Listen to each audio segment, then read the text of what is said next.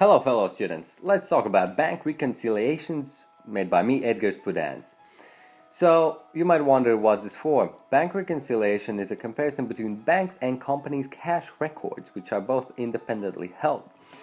It confirms the accuracy of both accounts and determines the actual cash balance. So let's look at the process. So first, what you want to do is reconcile the bank balance to actual cash balance, and that would be mainly because of these two reasons. One of them is deposits in transit, deposits made by the company to the bank but not yet recognized by the bank, and outstanding checks that have been distributed by the company which have not yet been collected by the other party, or simply bank's errors. They occur rarely, but depending from the error, they can be subtracted or added. Let's look at the process.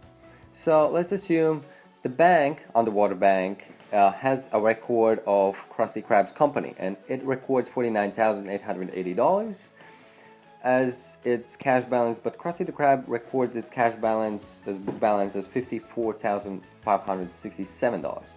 So in order to reconcile it to actual cash balance, we will add all deposits in transit, deduct all outstanding checks, and we will get the actual cash balance. But in this case, because the actual cash balance is not the same as company's book balance, we will reconcile the company's book balance to actual cash balance. And this adjustment is needed because of credit memorandum, which is cash collected on behalf of the company. Common examples such as company's receivables collected by the bank, or interest on notes on bonds and company doesn't have any records on it, or debit memorandum, which should be subtracted from the cash balance as because client has insufficient funds, or because bank takes its part of the pie as bank fees, or company's recording errors, which can be subtracted if overstated or added if understated. Let's look at an example to understand it a bit more. A check clearing the bank $400 was recorded in the company as $450.